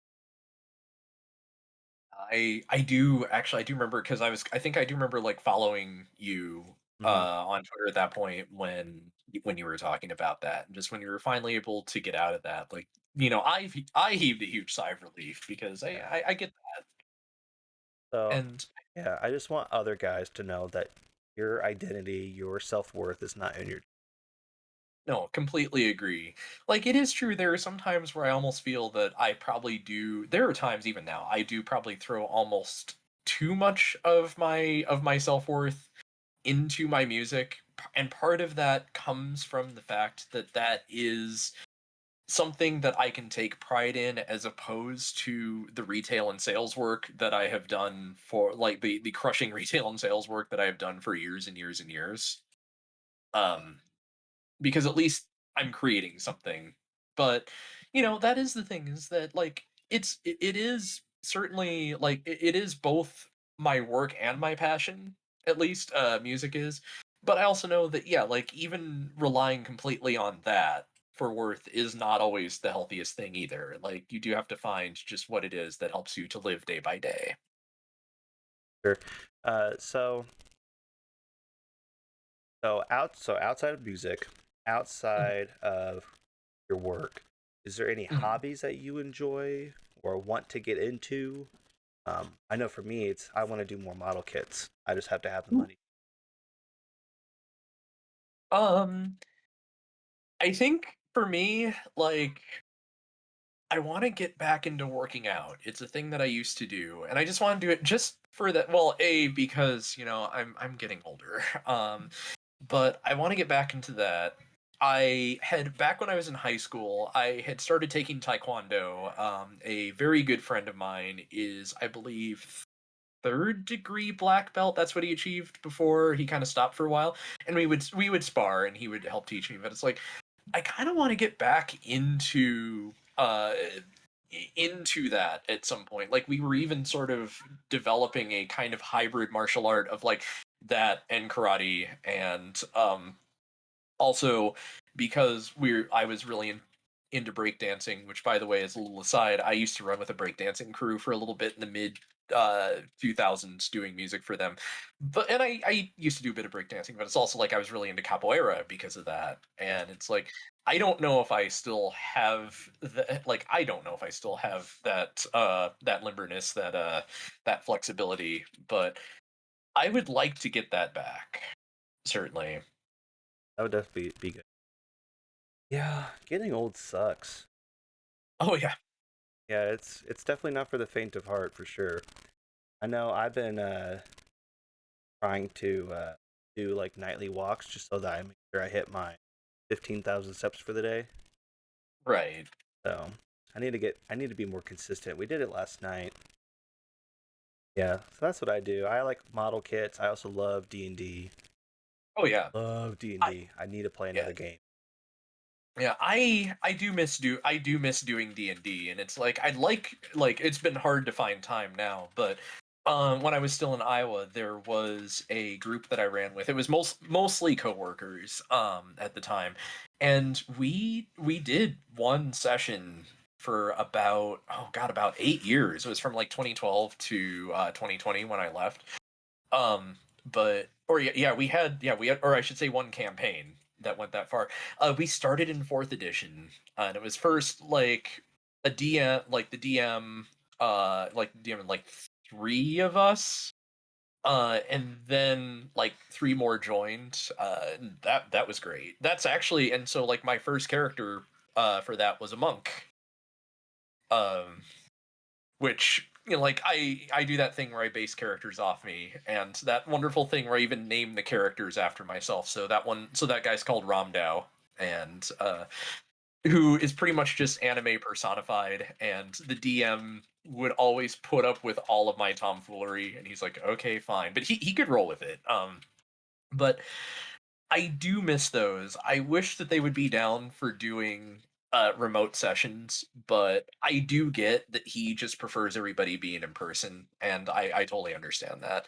Like, I'd love to run with another group sometime. I know right now I just have not had the time because I've been using all this time to catch up on all the music stuff that I haven't been able to do. But D&D is something that I love. I miss that. Yeah, so we did a campaign that lasted about a year and a half. We ended up being like a season two. So we had one season and so we coined the phrase "Dungeons and Shenanigans" is what we called ourselves because Hmm. I was the DM and they were always up for shenanigans. So like I led it to a certain degree, but like Hmm. some of the shenanigans got a little much. So Yeah. in the first season, I was very like magic item and gold heavy. So I was Hmm. like every encounter they always got gold. They always got some sort of item. But then when their season 2 character came around, so like their season 1 character was caught in a conflict, but then we stopped it like right there at a cliffhanger. And then we went to season 2 characters, and like the season 2 characters happens in the past. Okay, so same. I assume same universe, same continuity, but they're rolling new characters. Yes. But Okay. because I was so well, no, it was a little bit in the future. Because it was so gold heavy, I actually Mhm. like we act like I role played that we like they crippled the economy. Like they weren't even using gold anymore as a currency. They were actually using electrium. Oh man. And so it was so much fun to like we come back and I was like, "Oh, by the way, the cost of gold is super low because of inflation. Like it's worthless pretty much. You might as well just Some chuck it in a pot some somewhere." some dang old group of adventurers just seem to corner the market on all the gold somehow. Yeah, and so their season 2 characters, they were tasked with figuring out what happened to the season 1 characters That's pretty because cool when they because can. what I like Yeah. to do is so for like a dungeon layer or for a dragon is you wouldn't think that it would have like any like outwardly effects, but like for me, every dungeon that had a dragon in it, they had each depending on what dragon it was, each one had a different time effect. So if you were in the red dragon layer, the time for you seemed like it was going by just fine, but for I think it was like every 10 minutes you stayed in there was like half a year at the outside world. Hyperbolic time chamber. Excuse me. Yeah, so they were in there for like 10 minutes, but the outside world like almost 2 years went by. Oh snap. Okay. And then like the green dragon lair was the reverse effect. So you would actually go backwards in time.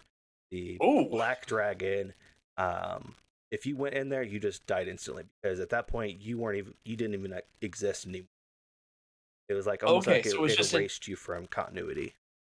Okay. So it's just an instant, Yeah. like going So back like in time. Okay. every single one of the chromatic dragons, their nest had a different time effect. Mm. And it was like because then like the season 2 characters like, well, I mean, they found out that the dragon layers have different time effects. Like, well, we just need to find a green dragon layer. And everything being all hunky dory, we just go back to before they show up. We just gotta make sure that we time it just right, or else we're gonna be too far in the past. Right. But then COVID hit, and then we stopped with that. So that those plans kind of got like stop right there. But Right. right now, with I'm using Faith's help with it, but we're trying to come up with a Harry Potter esque campaign. Okay. So like we'll Okay. have our own magical school, we'll have different classes, but the idea is that like you know you go to the magic school, you can be whatever race you want because at this point the headmaster is allowing all races besides human. Okay. So Would if it still be the typical like D&D races? Well, I mean, there's some overlap anyway yeah, with that so it universe. would all be So 5e, and depending on what character what race you wanted to play as, there would be a logical reason why they were like a race versus just like a sentient, like just like an animal becoming sentient. right. Because how we're playing it is like magic is doesn't I don't know how magic comes about in Harry Potter, but for us, all magic comes from the Feywild. Oh, yeah. And because like the Fey plane and the human plane are so close together, it kind of created like a pool effect in the middle. Yeah. So It like, just kind of bleeds yeah, through and magic kind of is being siphoned from the Feywild into our world, and because of that, magical creatures are coming in. That's how now in like the Earth we have like fantastic beasts. We also have like goblins, house elves, and all that. So they're all just kind of bleeding into our world. ooh, I like that. I like that lore. Mhm. And That's pretty so, cool. like any of the Harry Potter esque spells, we will come up with the new Latin that will go with it, and Mhm. also the effects. We'll also have a whole list of new effects. Um, I have a couple like specialized wands that are made specifically in the Feywild. So, like in the Feywild, you can just use magic willy nilly. You don't have to have a wand to focus it. But Mm. as soon as our characters go to the Feywild, then you have characters that are like they can fine tune their magic by using a wand versus having to constantly roll for wild magic. And so the Feywild creatures will come up with their own style of wands that magic is. Right. That's what I like to do. I love everything D&D. I follow just about anybody that does anything remote to D. Twitter. Uh, Mm. I can find a way to make that my full-time job, I would. Oh no, Def. Like you're certainly passionate about it, and I very much appreciate that. Oh, I need to tell you the funny story. So the name of our adventuring company that we had for our very long campaign, um our rogue wanted to call us the Avengers. She wanted it to be the Avengers, and the DM was like, "No, that's stupid. If you can give me some creative reason why it should be the Avengers, then maybe I'll allow it." So I sat down with it for a bit, and I came up with, I don't know how I do this, but I came up with this acronym of, let's see if I can remember this. It was the Association of Venturing Entrepreneurs and Ne'er-do-wells Generally Exceptionally Rendered Services. That's awesome. I love And acronyms. he's like, I showed it to him, and he does, and the DM does what he does every time I open my mouth and want to do something very anime in it, and he's like, "Okay, fine, you can have it. I I'm guess I'm allowing impressed." this. Yeah, he's like, "I hate you, but I'm impressed." All right, so I just have a couple more questions, and then Yeah. we go ahead and call this episode a wrap. All right, so what is your favorite pie? Oh yeah, yeah. There is some handsome devil I think was asking about this. I don't My know. His favorite name had pie. alliteration. That's all I remember. Oh yeah, gotta love that alliteration. So my favorite pie is, so you being from the Midwest, you're probably familiar with a restaurant called Village Inn. Yes. Yes. I don't think they do it anymore, but they had pie of the month for a long time. Yeah, And Perkins used to do that too. okay. Yeah, I've been to a couple Perkins way back in the day, but the one that they were doing for a while that was good enough that it was for 2 months at a time, January and February, was the European truffle pie, which whenever I show a picture of it to anyone, like they like it's just uh yeah, it's just too much for them. But it is an Oreo crust, a layer of chocolate mousse, and then chocolate ganache, and then chocolate whipped cream with like chocolate shavings on top. It is so much chocolate. Back when I was a teenager, I could put one of those. I could put a whole pie away, no problem. As an adult, before they cut ties with the bakery that was doing it, and I could still have it. I could probably do maybe a slice, and then my body was like, no more. That is my absolute favorite. My second favorite of all time, which is something that my mom would always make for me, and I didn't have enough faith in my cooking abilities for the longest time to do it until I moved out here. Um, and I had seen that rhubarb is something that tends to be a little more in season in the Northwest, the Pacific Northwest, for a little longer. Strawberry rhubarb pie. I made it last summer. I've made probably four of them within the past month Sounds because good. That's for sure.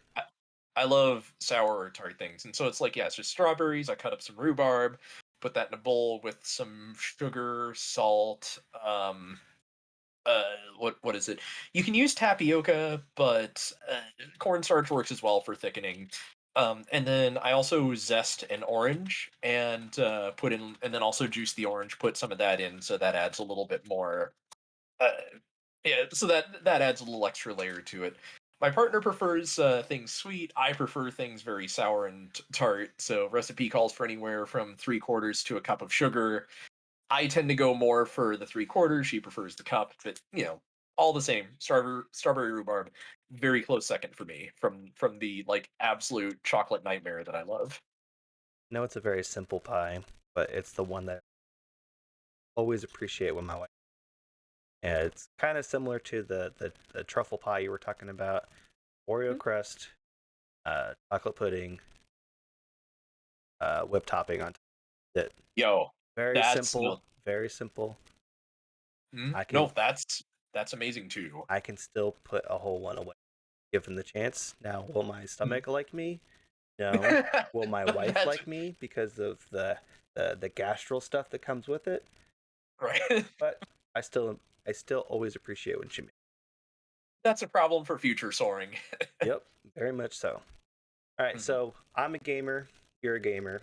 So the last two mhm. questions that I have, and then I have one that's a starting to become like a We Forge on centered question. So what Yes. is your absolute favorite video game? Oh, right up there with like absolute favorite songs and so forth. That's also a tough one.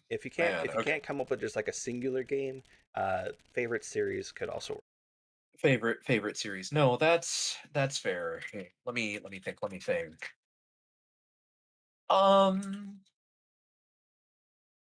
so Grand Theft Auto has always been up there for me. Um just because of gameplay and story. Vice City was what really hooked me because of the whole 80s aesthetic. And I do enjoy them, even like the newest one, GTA 5, which much like Skyrim is never going to die and it keeps getting re-released. That and mods are That keeping it alive. that too, yeah. And the roleplay community, even though I've never been a part of it, has been pretty huge for that. Yeah, that's always been a thing. But my okay, no, I do know this. My absolute favorite game is also my absolute favorite Zelda game, which is Majora's Mask. Yeah, that's definitely a really good one. Mhm. I've only beaten that game twice. That's fair. It's just like, well, I guess it depends. If like I've only beat it 100% once, and then I beat it as a Same. kid. Kids in my class were really they didn't think it would be possible because like you have to figure out all the different time things. Like, oh, well, to get this mask, you need to do these sort of these sets of things in this order. And this was also pre like forums and game facts. Oh, yeah. So like Mhm. I remember, so it's not Majora's Mask, but it's Ocarina of Time. For the longest time, Mhm. I did not know how to get the fire arrow. Oh, no, that's And I was oh, like, yeah, I had to think about that. and they Yeah, shoot and thing in the they sun. don't Mhm. really like make it obvious to you. No, I there's that one headstone by the tree after you land, from finishing the water temple, and it's still super cryptic. I mean, we're not like Castlevania 2 cryptic, but, actually, I have a gaming question for you. I'm not gonna try to drag this on too long, no big but, deal. your what was I guess 2 things. Your favorite game and also what was your first game that you played? So I can start with the first game first. So when I lived on Whiteman Air Force Base, Mhm. I'm the oldest of five. Um, Okay. we got for my birthday, my dad got the Sega Genesis, and the games that I had that came with that were Prince of Persia. Can't remember exactly which one, but it was Prince of Persia, and then there was a Jurassic Park game. Okay, The okay. very first game I played was Prince of Persia, and I could not Yeah. get through the first level because I didn't know how to like do the platforming stuff. Like I was jumping over the pit, but I was like I kept failing. So It's rough, you have to be really precise, and also, I mean, like, that animation was, like, kind of well, it was essentially rotoscoped yeah. anyway, so and there was certainly a floating no, I love Prince of Persia, so, no, I totally Um, get that. and then the third game I got for that, and that was like the last game we got for that particular system because I think it broke unfortunately, but it was Sonic 2. We didn't get Sonic 1, we got Sonic 2. Well, Sonic 2 is great. And yeah, Um, it's my favorite still to this day Sonic game. yeah, that was, okay, so, actually, think about that, so, growing up, it was a Nintendo household for me, just because my parents who were biologically my grandparents were kind of thinking like, well, Nintendo's the only family friendly thing. We're not going to get anything else. And my older cousin was sort of the kid that they consulted for anything, and he's like, "Oh yeah, do Nintendo." So I only ever briefly got to play Sega things when I would go to friends' houses, but I remember having a blast with Sonic 2 just because when I would play anything that was co-op before then, like Mario Brothers or even later on Donkey Kong Country, you always have to switch out control. You can't you can't have both of you playing simultaneously. But thanks to the power of blast processing, you could have somebody play a Sonic and Tails at the same time. And I remember like um playing as Tails when I was at a friend's house, and my first exposure to Sonic the Hedgehog was, if anything, the first Jaleel White cartoon with the promotions and, snooping as usual and things like that. So I always just tried to I was always thinking like I can just fly forever as Tails. But no, like I had a blast with Sonic 2. But yeah, I didn't have that system for very long, but I did like. Fair. Um, I personally, I never. My siblings weren't old enough to like kind of play with me, so Mm. I never knew that second player could play as Tails. Oh, okay. Yeah, yeah, fair, fair, fair, fair. But my all-time favorite game. Yes. So, overall, okay. So favorite series would have to be Final Fantasy. Hmm. Now, I could say Legend of Zelda. That's an easy answer. But I would say Final Fantasy just because one, um, my wife fell in love with the series along with me. She played 13, 13-2, and then Lightning Returns, and Hmm. that was one of her favorites. And then we have a mutual friend that he loves the series as well. Um, but in that series, Final Fantasy IV still holds a very big place for me. I love this. American 2. Yep, I love the story. I could definitely identify with Sissel because he was the Dark Knight that was kind of kicked off to the side because he didn't want to follow what the king was telling him to do, and then Okay. it led to like this. You didn't think it would lead to this, but eventually it led to like a redemption story. He found out his true heritage. He made the shift from Dark Knight to White Paladin, and I Ooh. just loved that particular game. I've played uh, that one. I played it on the original system. I then played it on the DS. Went back, played it Mhm. on the Game Boy Advance when they did that port of it, and then I have it again on PC. I think I've beaten the game at least 9 times. It's Oh, wow. still one of the ones I come back to. Tied for second for me would have to be either Legend of Zelda Minish Cap Mhm. or Legend of Zelda Link to the Past. Those two Fair, yeah. tie for second place for me. I love Minish Cap because it was a break of format. Like it still was the dungeon crawler, but you had things you could do on the side. You had to collect the half medallions, then you had to find the other Minish with the other side to either get like rupees or like it opened up new quest lines. You got to shrink down and make yourself bigger. Uh, Mhm. uh, Also led to one of my favorite items, which was the gust jar, being able to either suck things up or push it out. That was always Oh, fun to yeah, do. yeah. The mole mitts probably a close second for my favorite item, just because being able to dig through soft ground to Mm. open up new areas and dungeons. Finish Cap is definitely up there, and then Link to the Past was the one game that I played with my dad. So me and Oh. him would take turns trying to beat certain dungeons, and I started falling in love with the lore. That was one of my first Zelda games I ever. Mm. Then, my dad would complete the dungeon because he do it, but we would share notes. I would tell him some of the lore things I was picking up along the way, and it was just really cool. And then Ocarina of Time was the one my dad got to play by himself, beat the game, and then I got to play it afterwards. Zelda's a second favorite series for me. That's no, I totally get that. Now, big pivot. What was your least favorite game? Oh. Oh, Now, man. I'll give you a little bit of time to think. Um, my least favorite game is a recent one. So I love the Halo series. Halo Mhm. Infinite was a huge letdown for me. That's So fair. I slept on that one. I played Halos up through 4, but I have not played I haven't played 5 or anything beyond that.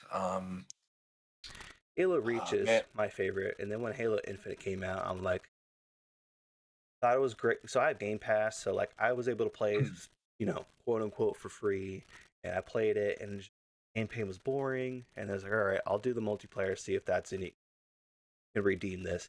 And then it was like microtransaction for this and this and this and this, and I couldn't make the Spartan I wanted. Right. And of course, like the height of microtransactions, like, well, you want to be prepared to pay. Oh man, but a least favorite game.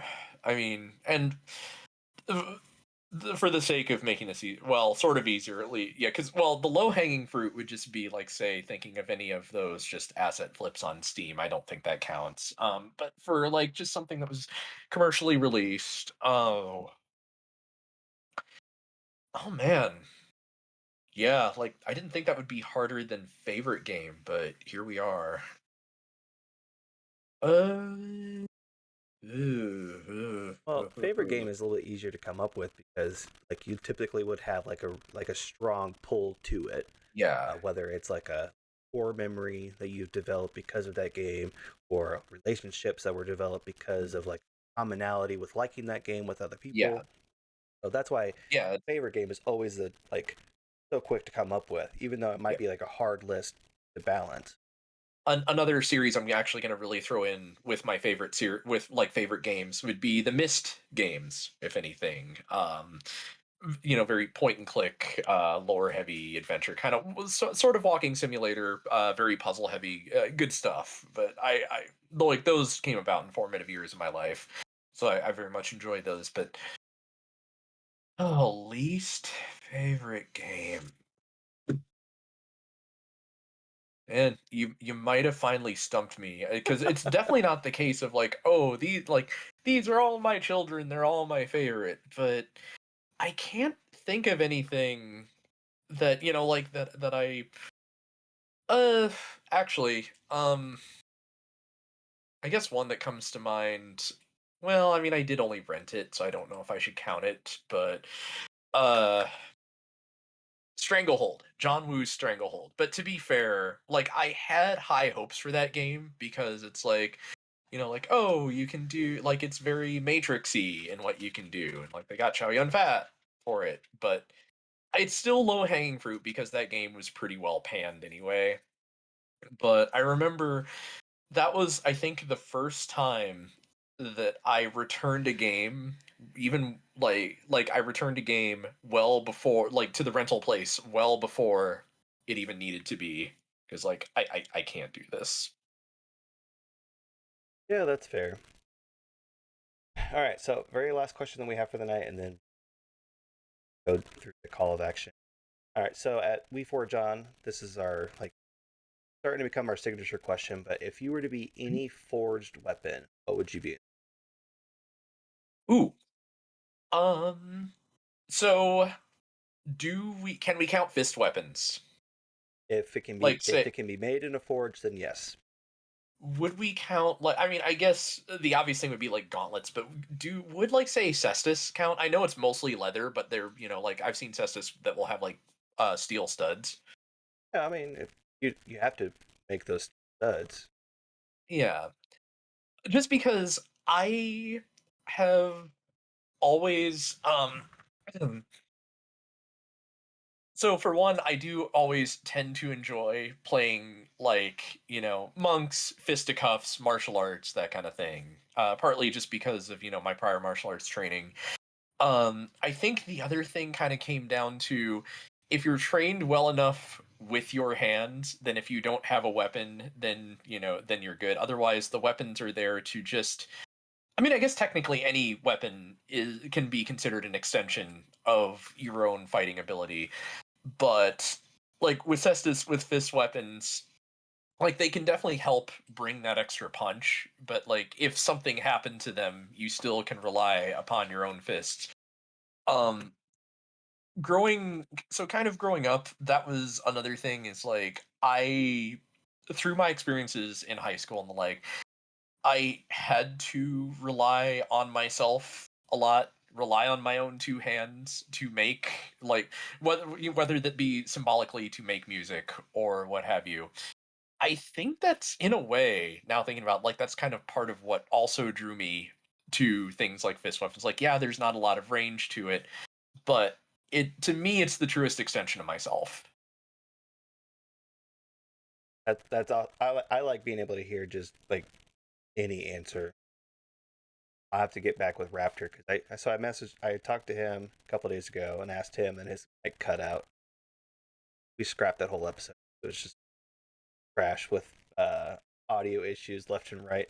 Oh, But no, it's just I think it's kind of cool because eventually I do want to come up with an image of like all the guests that we've had on, like show like a armory at one thing. ooh, I like that. I like that a lot. I always like being able to tie things back to it. But thank you Hmm. so much, Saya, for joining me today. It was great learning a little bit more about you, especially about things that like you don't publicly post. I just like being able to dive deeper into a couple subjects. It's always great about learning about my friends.